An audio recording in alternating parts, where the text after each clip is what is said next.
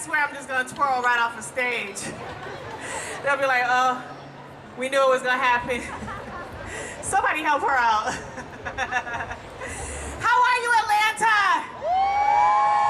My home now.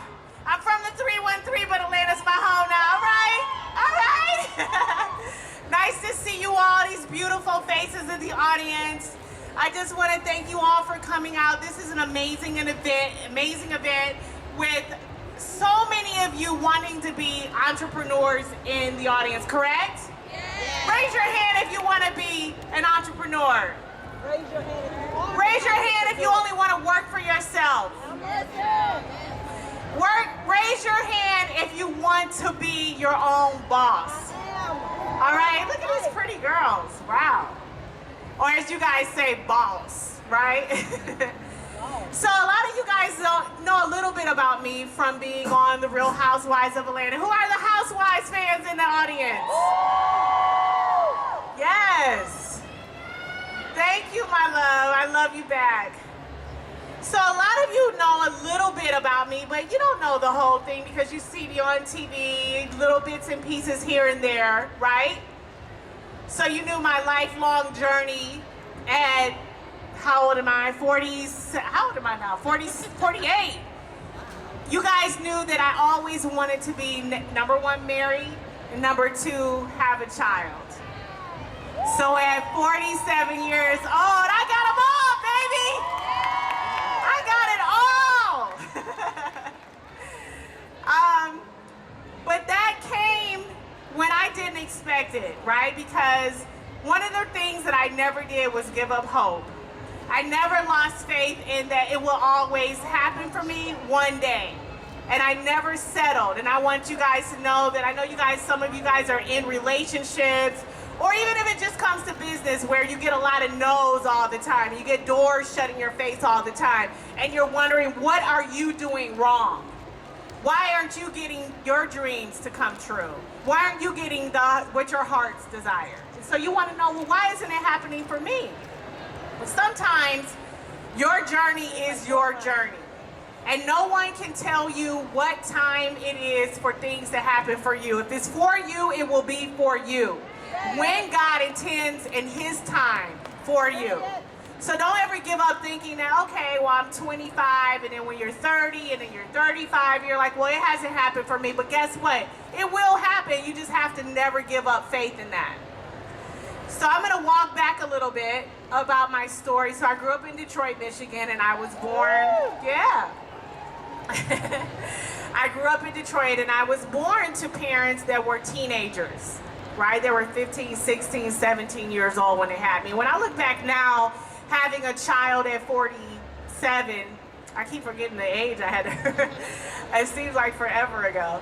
I look back and I go, wow, a child is having a child. My parents were actually kids having a baby. You know, now I'm like, I'm settled. You know, I think that I'm on, the right career path. I feel confident in where I am in my life. But that took a lot of years to get to. That didn't happen for me overnight. So when I look at my parents and knowing that at 8, 17, 16 years old, they're having a baby, well, it puts things in perspective for me because it's like, wow, that's a really difficult thing to go through as a child. But as a result of it, some of you may know that my mother did not want me to be in her life, so she gave me up for adoption, or she wanted to. But my dad's mom, my grandmother, who raised me, said, you know what, give her to me. I'll take her. And that may seem like, oh, we need to feel sorry for you. Oh, I can't believe your mother didn't want you. But you know what? Having my grandmother raise me, it was the best thing that ever happened in my life. The best thing that she is the most was, I lost her just a little bit ago. But she was the most amazing woman I've ever known. And she set those examples for me to believe in myself, to dream big, to let nobody tell you no. If one door closes, another one will open. That's what Doris Grant said, all right? And I will always remember those things because that is what helped to build self-esteem in me. And that's what I will pass down to my daughter. I would look at her and I would say, you are beautiful. You don't need anybody else to tell you that. That's what Gone with the Wind Fabulous is about. Okay? You say I'm broke, I say I'm fabulous. You say I'm ugly, well, I say I'm fabulous. You say I'm crazy, I say I'm fabulous. I don't need anybody to tell me who I am because Doris Grant already told me who I am. And that's why a lot of you in this audience, your mothers, aren't you? I can see it in your face. I can see that you worry about your child. What is she going to turn out? How is she going to be? What kind of woman is she going to be? Well, it's up to you to instill those values in her. But a lot of times you have to lead by example. You know, if you walk down the street and you see a young lady and she's got maybe a misrepresentation of who she really is, right? Her skirt may be so short, she bend over, you can see her tonsils, things like that. Well, you might make certain judgments about that young lady, right? Same way if you see other behavior, you'll make a judgment about that young lady. So mothers, lead by example. You want to show your daughters how to be, how to live, how to have self-esteem because you believe in yourself and you are a great representation of your family and who she should be, or he, because boys need a lot of love too these days because these boys out here, they have gone mad. But ladies, we are accepting the madness, right? And I'm not going to ask you guys how many are side chicks. I'm not going to ask that question, but I'm going to tell you, if you are in a situation you're not number one and you're not put first, you need to leave that situation because that's one thing I never put up with. If I can't be your number one, I'm not going to be anything at all. And ladies, you need to understand you are the prize. You are the prize. These men are walking around here like they got 2, 3, 4 women. You know, I might be able to see you next week or what can you do for me kind of a thing. But you have to understand that you are the prize, right? Doris Grant taught me that too. All right? So, again, going back to what I went through growing up, my mother gave me to my grandmother and she helped to instill those values in me. But my mother was not done. For whatever reason, my mother made it her life's mission to literally destroy me. And I have a lot of examples of that. Things I haven't shared with everyone. Some things I had to write about it, put it in my memoir, and some things you'll read about. But I remember as a young girl, my grandmother put me in dance class. So I learned how to dance. We didn't have a lot of money. We went to like a free dance class, you know, the community center, things like that. So I learned how to dance and I developed a great love of dance. That led me to entering my first pageant. I was 13 years old. It was called Little Miss Black Star. And it was a talent pageant. So in that pageant, I danced. But guess what? A singer always beats a dancer. So I ended up coming in first place, first runner-up. So that's basically my first pageant, first runner-up, and I really liked it. I got to know the girls. It was fun, it was exciting, and I had a good time. And it really promoted self-esteem because I realized I can get out in front of an audience and not be afraid. I can speak up for myself. I can be judged and I'll be okay with whatever opinion is out there about me because I know who I am. Again, instilling that self-esteem in not only yourself, but the people that are watching you and that look up to you. So my pageant life continued after that.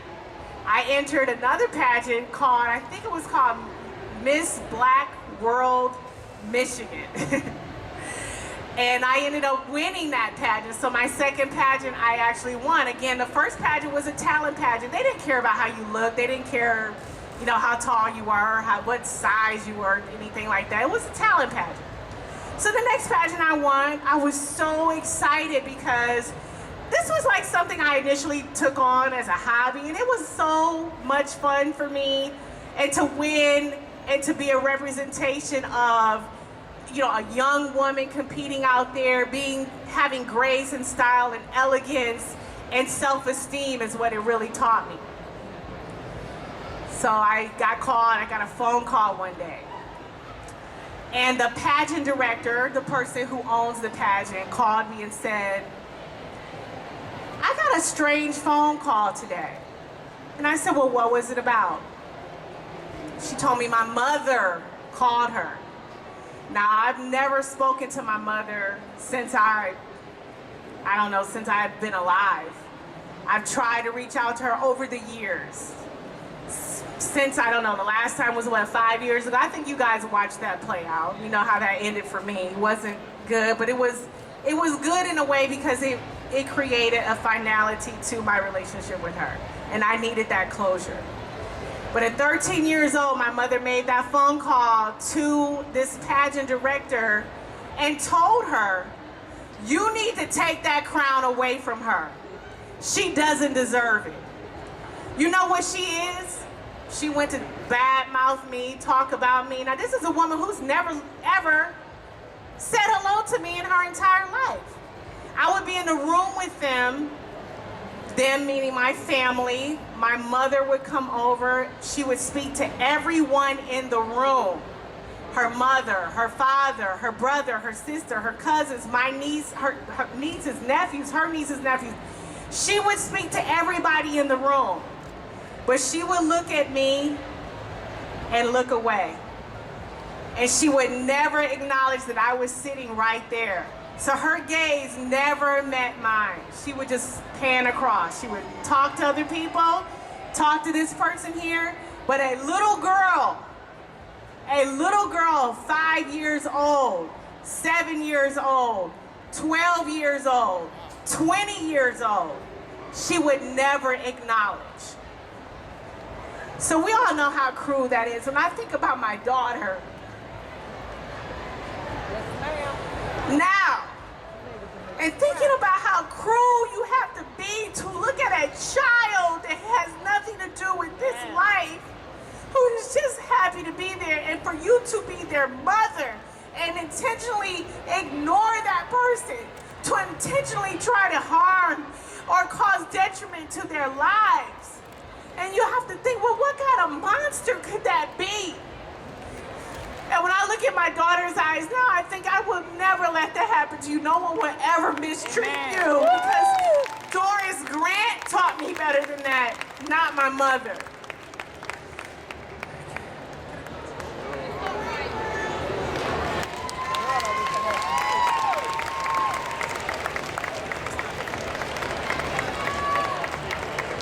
Now, I've been my own businesswoman, a lot of people don't know, since 17 years old.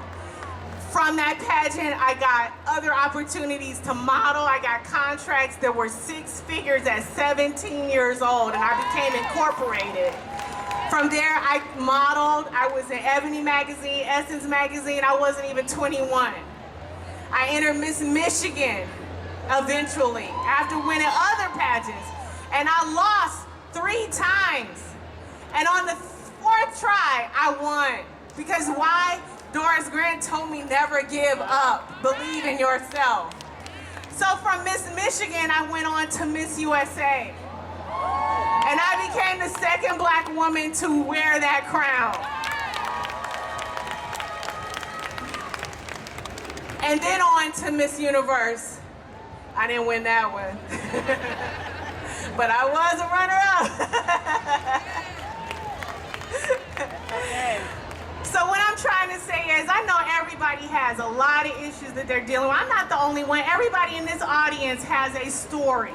Everybody in this audience has a person in their family on crack, a person that's homeless, a person that has mental illness, somebody who has been molested, who has been violated, someone who has been told they will never be anything, they will never accomplish anything in their lives. You know what? Pay them dust. Keep it moving, and just understand that God knows who you are, and you are what? Fabulous, right? Don't let anybody try to tell you what you cannot do, because I got a lot of no's. I still get no's. There's a lot of TV shows I like to be on now. Don't start. I'm talking about scripted shows. There are a lot of things that I go after every day. I'm one of the hardest working people you will ever meet. I don't sleep. I'm team no sleep. Daughter, now I'm up at 3 o'clock in the morning on my computer, signing documents, reading things. I am still working even in my sleep. So where did that come from, that work ethic? It's because I wanted something out of my life. I wanted to be better. I wanted to be better than my mother. I didn't want to become her. I wanted to have everything in my life, and I wanted to be a happy person. So a lot of you guys want to be entrepreneurs out here. So let's get down to some real talk, okay? So all of you guys look beautiful, I see. Hair together, nails together, hair did, nails did, everything looking good. How many of you guys have Gucci bags in your closet? Raise your hand. Okay. Chanel. Okay. Louis Vuitton. Christian Dior. Okay. The little one. Okay. You got Christian Dior already. Okay. All right. Who named some more designers? Valentino. Fendi. Fendi. Oh boy. Fendi. Yes. Y'all running out to get all those designers, right? Who has a pair of Louboutin shoes in the audience? Okay. They look pretty. They look good. Status symbols, showing that you've worked hard for where you are. But you want to be an entrepreneur, and a lot of people want to know, where do I start? Where do I get the money? How do I get people to invest in me? Well, one of the answers is invest in yourself first. Okay, because a lot of you guys have maybe $2,000, $3,000, $5,000, $10,000 worth of Louis Vuitton, Chanel, Fendi, Gucci in your closet, but how many of you guys have that money in the bank? There you go, right there. How many? Let's talk real talk. All right? Because I'm here to help you. I'm not here to judge, but we've all gone down that path, all right? We all have spent our money on a $500 weave or $100 nails. I got to get my toes done. I got to go over here and do something that you don't really need to be doing, right? But you don't have that money in the bank. But you're going to break your neck so you can get your hair done. Now, y'all know it's something wrong with that picture, right? So what I want you to walk away with today is invest in yourself. Sometimes starting a business is only about $5,000, $2,000, the cost of that Fendi bag. Okay? So when you have a dilemma, do I want to start this online business over here and start small, but I need to get a website, I need to get incorporated, I need to pay an attorney possibly, or a consultant, I need to pay for marketing, I need to pay for all of these things that you're going to list in your business plan, because you need a business plan before you start a business. I need to pay somebody to do a business plan.